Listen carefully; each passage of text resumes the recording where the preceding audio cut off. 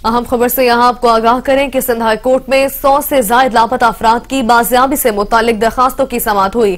कानून नाफिज करने वाले इदारों से सीसीटीवी, कॉल रिकॉर्ड और ट्रैवल हिस्ट्री तलब कर ली गई है। विफाकी और सूबाई इदारे लापता अफराद की बाजियाबी के लिए हर मुमकिन कोशिश करें। अदालत की जानिब से ये हुक्म जारी किया गया है। जब तक शहरी बाजियाब नहीं होते हम चैन से नहीं बैठेंगे। अदालत के ये रिमार्क सामने आए। अदालत को मजबूर और बेबस ना समझा जाए, शहरी बाजियाब करवाएं। अदालत ने यह भी हुक्म दिया कि अदालत से बड़ा कोई इदारा नहीं, किसी ने जुर्म किया है तो अदालत में पेश किया जाए। लवाहिकीन की जानिब से यह इस्तदा की गई। हमें सबका एहसास है, लापता शहरियों की बाजियाबी के लिए हर मुमकिन कोशिश कर रहे हैं। जस्टिस नेमतुल्लाह के हवाले से ये रिमार्क सामने आए हैं। शहरियों की तकलीफ का पुलिस को एहसास नहीं। जस्टिस नेमतुल्लाह ने यह भी कहा कि वकील हो या कोई और किसी जुर्म में मुलव्वस है तो गिरफ्तार करें, गायब कैसे हो जाते हैं। जस्टिस के आगा ने भी इस हवाले से रिमार्क्स दिए। उन्होंने मजीद कहा कि मुलजिम को गिरफ्तार करना पुलिस की ड्यूटी है। हर शहरी को तहफ्फुज़ फराहम करना मुल्क और रियासत की जिम्मेदारी है। जस्टिस नेमतुल्लाह के इस केस के हवाले से ये रिमार्क सामने आए हैं। सिंध हाईकोर्ट से आपको अपडेट कर रहे हैं, जहां 100 से ज्यादा लापता अफराद की बाजियाबी के हवाले से केस सुना गया और उनसे मुतालिक दरखास्तों की समाअत हुई तो कानून नाफिज करने वाले इदारों से सीसीटीवी, कॉल रिकॉर्ड और ट्रैवल हिस्ट्री भी अदालत की जानिब से तलब कर ली गई है। विफाकी और सूबाई इदारे लापता अफराद की बाजियाबी के लिए हर मुमकिन कोशिश करें। अदालत ने यह हुक्म सादिर फरमाया है, जबकि अदालत ने रिमार्क्स दिए कि जब तक शहरी बाजियाब नहीं होते हम चैन से नहीं बैठेंगे। अदालत को मजबूर और बेबस ना समझा जाए, शहरी बाजियाब करवाए जाएं। अदालत की जानिब से यह हुक्म दिया गया, जबकि लवाहिकीन ने इस्तदा की कि अदालत से बड़ा कोई इदारा नहीं, किसी ने जुर्म किया है तो अदालत में पेश किया जाए। आपको बताएं कि हमें सबका एहसास है, लापता शहरियों की बाजियाबी के लिए हर मुमकिन कोशिश कर रहे हैं। जस्टिस नेमतुल्लाह ने ये रिमार्क्स दिए। इससे मुतालिक मजीद तफसीलात लेंगे नुमाइंदा कैपिटल टीवी मोहसिन इस्माइल से। मोहसिन इस्माइल, अदालत की कार्रवाई का अहवाल बताइएगा। देखें, आज अदालत में 100 से ज्यादा लापता अफराद के मुतालिक जो है दरख्वास्तों की समाअत हुई, जिस पर अदालत ने पुलिस पर शदीद बरहमी का इज़हार किया। उन्होंने कहा कि शहरियों की तकलीफ का पुलिस को बिल्कुल भी एहसास नहीं। लोग यहाँ पर मिन्नत करते हैं, हमसे समाजत करते हैं कि हमारे जो लोग हैं उनको बाजियाब कराया जाए, लेकिन पुलिस जो है वही पुरानी रिपोर्ट आकर जमा करा देती है, जिस पर उन्होंने काफी तशरीह जो है बरहमी का इज़हार किया। अदालत ने ये हुक्म दिया है पुलिस को और दीगर जो सिक्योरिटी इदारे हैं कि वो कार्रवाई अमल में लाएं और जितने भी जो लापता अफराद हैं उनकी दरख्वास्तों पर कार्रवाई करें और उनको बाजियाब कराएं। जी ठीक है, बहुत शुक्रिया मोहसिन इस्माइल हुसैनी, आप हमें आगाह कर रहे थे। आगे बढ़ते हुए खबर शामिल करेंगे सुप्रीम कोर्ट कराची रजिस्ट्री से। यहां आपको बताएं कि शहीद बेनजीराबाद में 20 साल नौजवान को जाली मुकाबले में कत्ल करने का मामला सामने आया। अदालत ने एएसआई अली बख्श मक्सी की जमानत कबल वक्त गिरफ्तारी की दरखास्त मुस्तरद कर दी। मुलजिम एएसआई अली बख्श जमानत मुस्तरद होने पर अदालत से बासानी फरार हो गया। हद हो गई, शहरियों को चौकी में ले जाकर मार दिया जाता है। जस्टिस सज्जाद अली शाह के ये रिमार्क सामने आए। मजीद कहा कि कौन कसूरवार है कौन नहीं ये तय करना अदालतों का काम है। जस्टिस सज्जाद अली शाह ने कहा कि 20 साल नौजवान मार दिया, मुलजिम को कैसे जमानत कबल वक्त गिरफ्तारी दी। उन्होंने कहा कि किस मुलजिम को फांसी लगाएं या छोड़ दें ये अदालतें तय करेंगी। जस्टिस सज्जाद अली शाह ने इस केस के हवाले से रिमार्क्स दिए, जिसका हवाला आपको बता रहे हैं। उन्होंने कहा कि पुलिस का काम कानून में हाथ में लेना नहीं है, पुलिस को हर सूरत कानून के मुताबिक ही चलना होगा। 2 ऐनी शाहिदीन और सीसीटीवी फुटेज के बाद मुलजिम के दिफा में क्या रह जाता है। अदालत ने ये रिमार्क्स भी दिए। बताएं, क्या पुलिस हुकाम ने कोई इंक्वायरी की, किसी को सजा दी गई। अदालत की जानिब से इस्तफसार दिया गया, जबकि प्रोसिक्यूटर ने जवाब दिया कि तमाम पुलिस अफसरान और एहलकारों को नौकरी से बरतरफ कर दिया गया है। सुप्रीम कोर्ट कराची रजिस्ट्री में इस केस की समाअत हुई है, जिसका अहवाल आपको बता रहे हैं। जस्टिस सज्जाद अली शाह की जानिब से रिमार्क सामने आए कि कौन कसूरवार है कौन नहीं ये तय करना अदालतों का काम है। इस्लामाबाद से आपको बताएं, जहां इंसदाद दहशतगर्दी अदालत में बैरिस्टर फहद मलिक कातिल केस की 10 अप्रैल तक के लिए समाअत मुलतवी कर दी गई है। समाअत इंसदाद दहशतगर्दी अदालत के जज कोसर अब्बास जैदी ने की। मुलजिमान नोमान खोखर, राजा अरशद और हाशिम अदालत के रूबरू पेश हुए। केस के तफ्तीशी अफसरान के बयानात पर जिरह मुकम्मल हो चुकी। आइंदा समाअत पर मुलजिमान के 342 के बयानात कलमबंद किए जाएंगे। केस का अहवाल आप तक पहुंचा रहे हैं। इस्लामाबाद में इस केस की समाअत हुई है, जबकि आपको बताएं कि इंसदाद दहशतगर्दी अदालत में बैरिस्टर फहद मलिक कत्ल केस है जो कि 10 अप्रैल तक के लिए मुलतवी कर दिया गया है। समाअत इंसदाद दहशतगर्दी अदालत के जज कोसर अब्बास जैदी ने की। मुलजमान नोमान खोखर, राजा अरशद और हाशिम अदालत के रूबरू पेश हुए। केस के तफ्तीशी अफसरान के बयानात पर जिरह मुकम्मल हो चुकी। आइंदा समाअत पर मुलजमान के 342 के बयानात कलमबंद किए जाएंगे। इसी मुतालिक मजीद तफसीलात लेंगे नुमाइंदा कैपिटल टीवी अमरीन अली से। अमरीन अली, आगाह कीजिएगा इस हवाले से। जी बिल्कुल, इंसदाद दहशतगर्दी अदालत में बैरिस्टर फहद मलिक कत्ल केस की समाअत हुई, जबकि समाअत इंसदाद दहशतगर्दी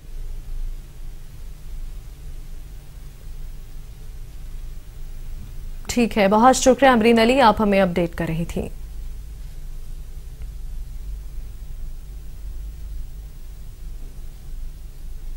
आगे बढ़ते हुए आपको बताएं कि बेनजीर इनकम सपोर्ट प्रोग्राम के मुमकिना नाम की तब्दीली के खिलाफ दरखास्त पर समाअत हुई। बेनजीर इनकम सपोर्ट का नाम तब्दील सिर्फ पार्लियामेंट कर सकती है। जस्टिस अमीर भट्टी की जानिब से ये रिमार्क्स दिए गए। हुकूमत या काबीना बेनजीर इनकम सपोर्ट प्रोग्राम का नाम तब्दील नहीं कर सकती। जस्टिस अमीर भट्टी ने मजीद कहा कि बेनजीर इनकम सपोर्ट प्रोग्राम चल रहा है, जब हुकूमत बंद करेगी तो फिर देखेंगे। दरखास्त गुजार ने बेनजीर इनकम सपोर्ट प्रोग्राम बारे दरखास्त वापस ले ली है। अपडेट कर रहे हैं आपको कि बेनजीर इनकम सपोर्ट प्रोग्राम के नाम की तब्दीली के हवाले से केस की समाअत हुई। लाहौर हाई कोर्ट ने दरखास्त खारिज कर दी है। जस्टिस अमीर भट्टी की जानिब से ये रिमार्क्स दिए गए कि इस प्रोग्राम का नाम सिर्फ हुकूमत ही तब्दील कर सकती है। उन्होंने कहा कि इस हवाले से बेनजीर इनकम सपोर्ट प्रोग्राम का नाम तब्दील सिर्फ पार्लियामेंट कर सकती है।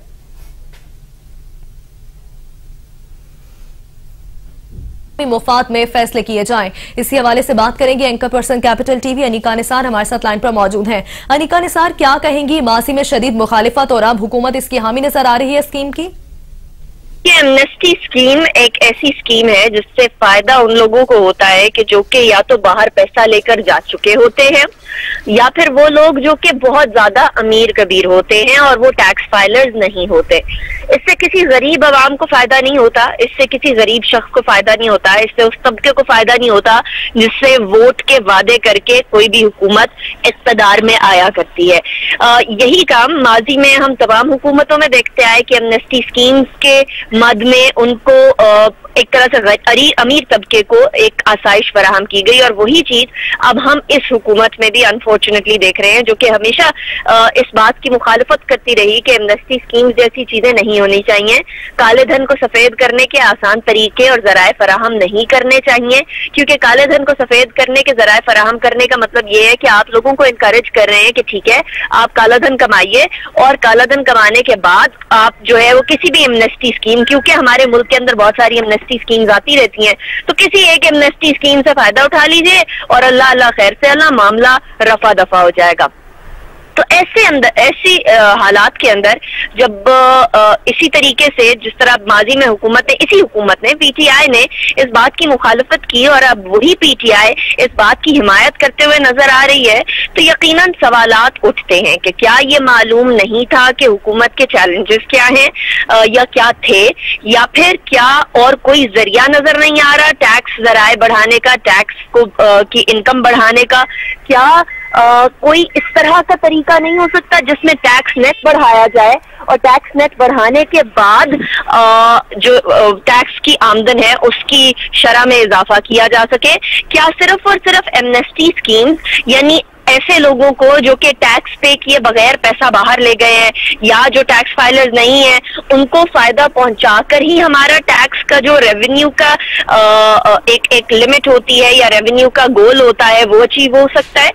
क्योंकि सबसे ज्यादा हमारे टैक्स में रिफॉर्म्स करने की जो जरूरत है वो इसी मद में है कि टैक्स नेट बढ़ाया जाए, इनडायरेक्ट टैक्सेस से ज्यादा डायरेक्ट टैक्सेस लगाए जाए और डायरेक्ट टैक्सेस जो ही लगना स्टार्ट होंगे तो ऑटोमेटिकली गरीब के ऊपर से बर्डन हटना शुरू हो जाएगा और वो लोग जो कि बहुत सेविंग्स हैं जिनकी, उनके ऊपर बर्डन शिफ्ट होना स्टार्ट हो जाएगा जिनका टैक्स देना ज्यादा बनता भी है। एक आम शहरी तो हर चीज के ऊपर टैक्स दे रहा है, एक आम शहरी जो कि टैक्स फाइलर भी है वो नोटिस भी भुगत रहा है एफबीआई। अनिका निसार हमारे साथ ही रहेगा। अपने नाज़रीन को वज़ीर आज़म इमरान खान और असद उमर की माजी में जो तकरीर की गई एमनेस्टी स्कीम के खिलाफ वो सुनवाते हैं। इस एमनेस्टी स्कीम को मेरी और मेरी पार्टी मुस्तरद करती है।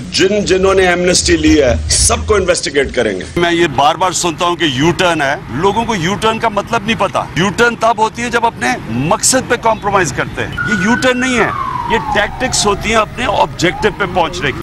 वजीर खजाना असद उमर की जानिब से भी मासी में एमनेस्टी स्कीम के हवाले से इसके खिलाफ तकारीर की गई थी, वो भी आपको सुनवाते हैं। चैनल्स वगैरह पर देखा एक बात चली थी कि आप एक और एमनेस्टी स्कीम ला रहे हैं, इसमें क्या कितनी सदाकत है? हजारों ख्वाहिशें ऐसी कि हर ख्वाहिश पे दम लगे। There is no amnesty scheme under consideration right. Channels वगैरह इसी हवाले से बात करेंगे। Anchor person Capital TV Aneeqa Nisar हमारे साथ लाइन पर मौजूद है। अनीका निसार, क्या कहेंगी कि मासी में तकारीर भी अब हमने सुनवाई है, यू टर्न जो लिया जाता है उसके हवाले से फिर ये कहकर कहा जाता है कि यू टर्न वो लोग लेते हैं, बड़ा लीडर लेता है और वो लोग लेते हैं कि अपने ऑब्जेक्टिव को जो है वो अचीव करने के लिए। तो अब हुकूमत को क्या चाहिए कि कोई ठोस शवाहिद के साथ सामने आए और अब इस यू टर्न जो लिया गया है एमनेस्टी स्कीम के हवाले से क्या हुकूमत जो है वो अपना लाहे-अमल पेश करेगी? अब देखिए, मैं यू टर्न के खिलाफ नहीं हूँ, मैं एक ऐसे यू टर्न के खिलाफ हूँ जो कि अवाम की फलाह बहबूद की बजाय अवाम के लिए मुश्किलात पैदा करें। ऐसा यू टर्न ही लिया गया है इस टाइम पर, क्योंकि एमनेस्टी स्कीम किसी भी तरीके से, जैसे मैंने पहले भी अर्ज किया, किसी गरीब अवाम के फायदे की चीज नहीं है। ये एमनेस्टी स्कीम सिर्फ और सिर्फ अमीरों के फायदे के लिए होती है, क्योंकि अभी हम लोगों ने देखा हाल ही में कि इमरान खान साहब, अभी आपने भी सुनवाया कि इमरान खान साहब ने कहा कि जितने भी एमनेस्टी स्कीम लोग अटेन करें, अचीव करें या फिर उसको यूटिलाइज कर रहे हैं, उन लोगों को थॉरली इन्वेस्टिगेट किया जाएगा कि आया उनकी इनकम जो थी वो इनकम किस जराए से ली गई थी, उस इनकम के क्या वो काला धन था, क्या वो टैक्स चोरी किए हुए पैसे थे, क्या वो हुंडी के जरिए भेजे हुए बाहर पैसे थे, क्या वो पैसे थे जो कि करप्शन के जरिए बनाए गए। तो अब ऑल ऑफ अ सडन वो मामलात की तरफ यू टर्न ले लेना, क्योंकि ये एक बड़ा एक प्रिंसिपल स्टैंड था इमरान खान साहब का कि ये बार बार हमारे यहाँ एमनेस्टी स्कीम्स क्यों दे दी जाती हैं ऐसे लोगों को जो कि एमनेस्टी स्कीम के उनको पता होता है कि आगे चल के एमनेस्टी स्कीम आएंगी, इसीलिए करप्शन करते हैं और करप्शन करने के बाद वो जो है वो उसका फायदा उठाने की कोशिश करते हैं। तो एक बड़ा प्रिंसिपल स्टैंड था। मुझे नहीं समझ आती कि इमरान खान साहब इस प्रिंसिपल स्टैंड से क्यों हटे हैं, और मुझे ये भी बात समझ नहीं आ रही कि इमरान खान साहब अपने ही कॉल से तजाद क्यों कर रहे हैं अब, क्योंकि एमनेस्टी स्कीम के बारे में जो वो पहले फरमाया करते थे उसमें कोई शक की बात नहीं कि वाकई में बहुत सारे ऐसे लोग, हो सकता है कुछ लोग सही भी फायदा उठाते हो, लेकिन बहुत सारे ऐसे लोग इससे फायदा उठा जाते हैं जो कि डिजर्विंग नहीं होते, जो कि ऐसे लोग होते हैं जो कि कौम और मुल्क के पैसे को लूटना जानते हैं, and that is all. Instead of ये कि वही घिसी पिटे तरीके, रवायती तरीके अपनाए जाएं, टैक्स के हवाले से टैक्स रिफॉर्म्स की जाएं, बाकायदा टैक्स रिफॉर्म्स लेकर आए जाएं और उन टैक्स रिफॉर्म्स के जरिए टैक्स नेट को बढ़ाया जाए, जैसे मैं पहले भी अर्ज किया। क्योंकि अगर आप टैक्स रिफॉर्म्स नहीं करते, सिर्फ एफबीआर के ऊपर मलबा डाल देना काफी नहीं है। एफबीआर ने भी वही करना है जो उसको गोल दिया जाएगा, और ऑफ कोर्स अगर आप वही पुरानी घिसे पिटे रिवायती तरीके ही अपनाएंगे टैक्स कलेक्ट करने के, तो फिर तब्दीली तो नहीं आई, फिर तो वही वाली बात हो गई कि पुराने ही रवैये अगर अपनाए जाएंगे तो फिर तब्दीली मुतवक्के नहीं है। बहुत शुक्रिया। Anchor person Capital TV Aneeqa Nisar अपना नुक्ता नजर पेश कर रही थी।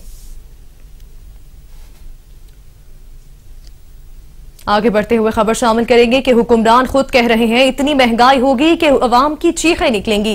ये कहना है राजा परवेज अशरफ का। मजीद कहा कि हुक्मरान जमात के अंदर झगड़ा होगा। शाह महमूद कुरैशी काफी एक्टिव नजर आ रहे हैं। इमरान खान की बात का क्या जवाब दें? जब आए थे तो कहा था 200 अरब लाऊंगा। भुट्टो को फांसी सुनाने वाले जजेस ने एतराफ किया, भुट्टो का जुडिशल कातिल हुआ। राजा परवेज अशरफ ने मीडिया से गुफ्तगू में मजीद कहा कि हमारा ईमान है कि शहीद भुट्टो और शहीद बीबी जिंदा है।